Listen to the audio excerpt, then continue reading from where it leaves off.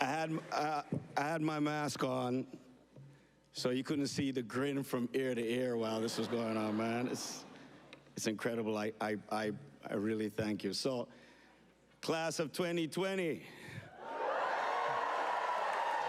Wagwan!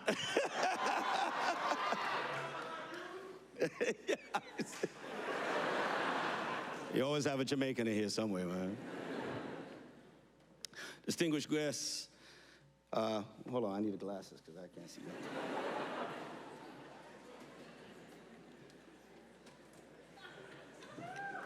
I got the cool glasses and then the reading glasses.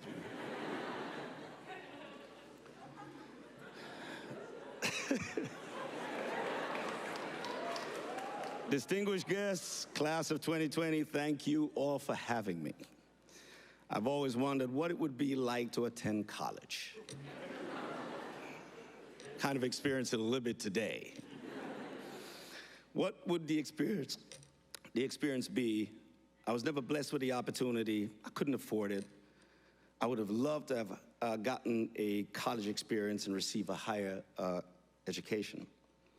See, I'm from a single-parent family. I was raised by my mom and partly by my grandmother. Like most Jamaican inner-city families, dads weren't always present. I'm from a small fishing village in the downtown area of Kingston called Raytown, a place made famous for the birth of the sound system. Any Jamaican or Caribbean people in here? Y'all would know the significance of the sound system to dancehall and reggae culture. I've always had music in my blood, even though no one else in my family ever did music. So it wasn't surprising to me that music would be my path. After all, I was so passionate about it, and you know what they say, you can't excel at anything without passion. I love Toots and the Maytals, Jimmy Cliff, Bob Andy, Dennis Brown, and of course, the great Bob Marley. I admire Supercat. Any dancehall fans in here would know that. Josie Wells, Barrington Levy, these were my reggae and dancehall heroes. I remember one night going to a place called Skateland in Kingston. I watched an artist called Yellow Man. On that night, I caught the bug. Yellow Man was an albino guy who at the time was the reigning sensation in dancehall. I saw him spit a few lyrics and the crowd went wild. He walked out of the dance and the whole crowd walked out the dance. And I said to myself, damn, I want to be that guy. My mother worked at the local newspaper, the Daily Gleaner, after which she migrated to the United States and landed in the Flatbush area of Brooklyn. Brooklyn in the house! New York. New York. Now, that was a culture shock. I was introduced to cultures from Haiti, Trinidad, Panama, Barbados, Guyana, Puerto Rico, Dominican Republic. It was one big melting pot. And they all had one thing in common. They all loved reggae and dancehall music. Though reggae and dancehall was the main music of my country and had developed a large appeal and following within the New York diaspora, it wasn't mainstream. And it was starting to look like my dreams of a successful career in reggae and dancehall was pretty dismal. My mother grew frustrated of my efforts. We started to bump heads, and I knew at that point that I got to get out of her house. So I decided to enlist in the military, the United States Marines.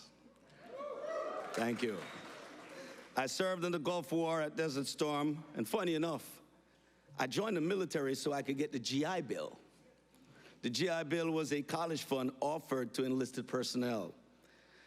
And to me, the military became my college. I felt like I belonged to something, somewhat of an institution. Every time someone came up to me and said, thank you for your service, I felt a sense of pride, accomplishment, as if I actually graduated or something, you know? By the time I was finished with my tour of duty, my music career was well on the way. You see, I used to drive 18 hours from to and from New York to Camp Lejeune, Jacksonville, North Carolina, every weekend just to do records in Brooklyn. I sometimes would drive in my uniform so that if I get pulled over for speeding by the state trooper, they'd give me a warning because most of them were all retired servicemen. That wasn't me.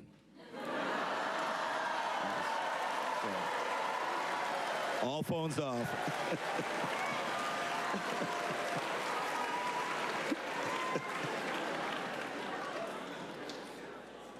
After I was discharged, one of the songs I recorded while in my uniform, "Oh Carolina," shot all the way to the British chart and earned me my first number one spot with a $1 million contract at that from Virgin Records. Yeah. Ballin'! No. At the time, no one in dancehall was getting that kind of money for their deals, so it was the first of its kind. I remember thinking to myself, hey, $1 million bucks. Even if I never got another hit, I got $1 million bucks. But little did I know that was the first of many firsts. Shortly after, I wrote a song called Mr. Boombastic. This debuted at number 1 in the British chart. It was the first time in the history of dancehall or reggae that a dancehall or reggae track would debut at the top of the charts. After which Virgin Records gave me another $1 million. I was like, I could get used to this. Mr. Boombastic peaked at number 2 on the US Billboard charts, while Summertime, another track, made it to number 3 on the British charts.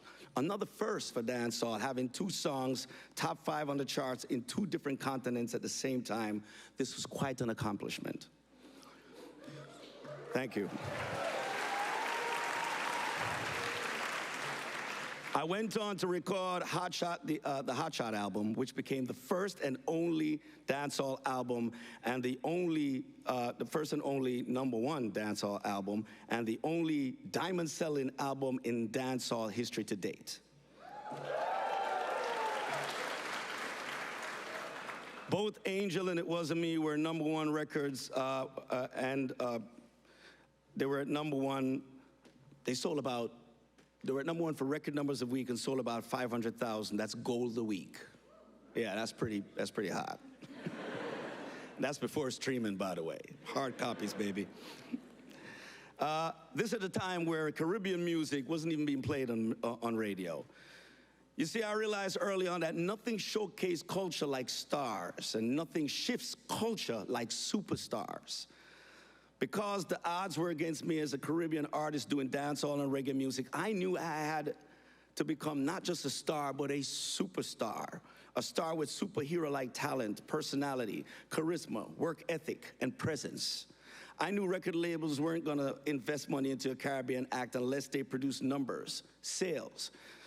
So I had to go 10 times harder, make music 10 times better and more infectious than any other genre, while getting 10 times less sleep. All this to even have a fighting chance or a seat at the table. We sold huge numbers and opened the doors for the genre and gave the industry confidence in investing in Caribbean acts such as Sean Paul, Wayne Wonder, Elephant Man, to name a few. Not bad for an inner city kid from Kingston who didn't use his GI Bill. But I had the mindset to go hard. I always say, I may not be the most talented, but no one will outwork me. So get ready, saddle up, because it's gonna be one hell of a ride. Hey, look at me. My journey still continues. I'm here at Brown's University, accepting an honorary degree from an Ivy League school.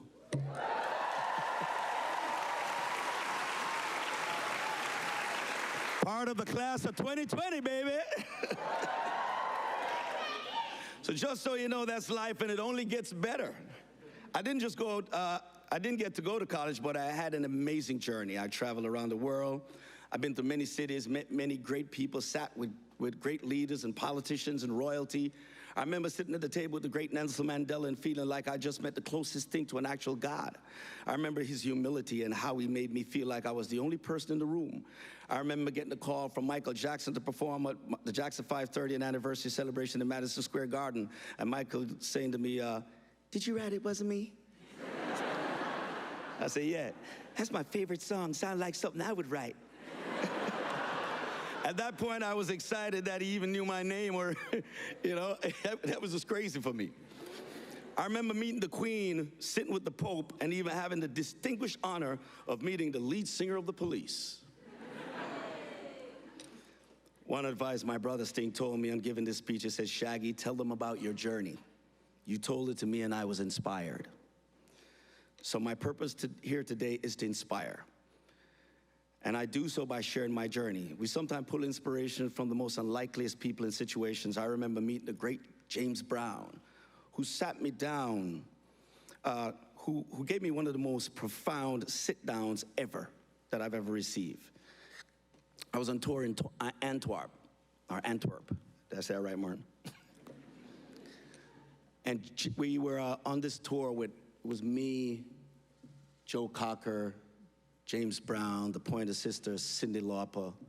I was the youngest guy on the whole thing. We're there for a whole month, and every single night I came out on stage, they'd bring a chair to the side of the stage, and James Brown would sit down and do this. And he did it to no one else but me every night. So I always got away with calling him, "Hey, Godfather!" And it was like, "Shaggy!" While everybody walked by and said, "How you do that? We have to call him Mr. Brown." One day he kicked my door open. Didn't knock, kicked it open, my dressing room door. He walked in, there was a huge security guard behind him, and he stood behind the door.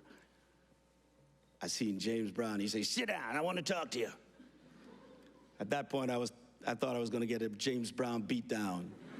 Security behind the door, James telling me to sit down. Think to myself, did I mess his perm up or something? I don't know what was up. He said, "Sit down, I want to talk to you. Let me tell you something. I've seen them come and I've seen them go. I've been to your country, I roll it up and smoke it with Marley.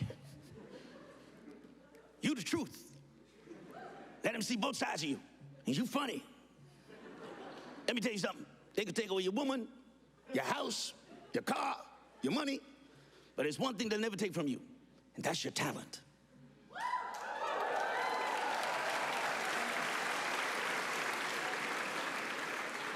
Because that was given to you by a high being. He said, "Keep doing what you're doing. God bless you."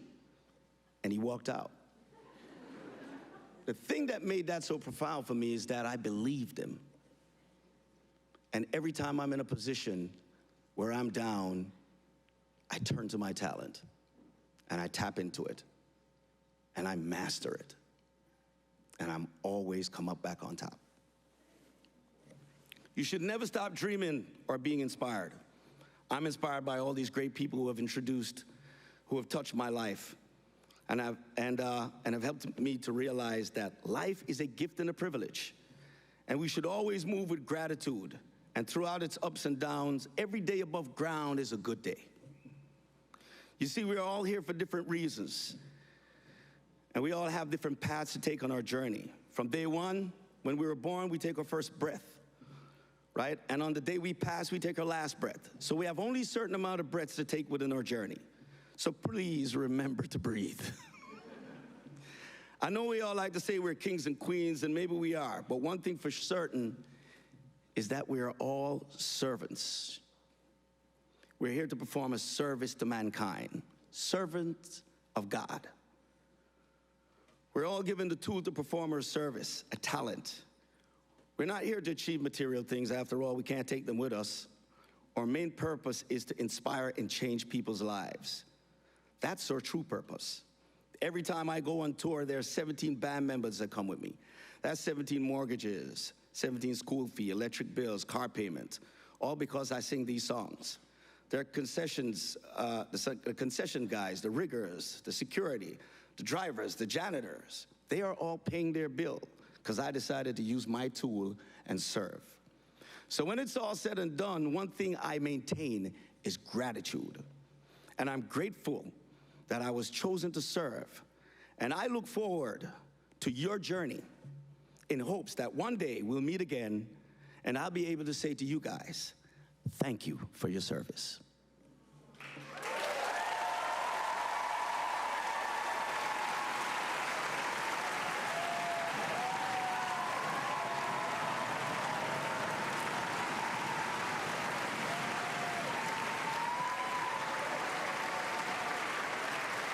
Oh, by the way, since I know y'all missed y'all great celebration during the COVID, it's kind of sad to make you put masks on like you're reliving COVID. But everybody will be outside for the class of 2022, but we're in here 2020 and we're gonna turn up.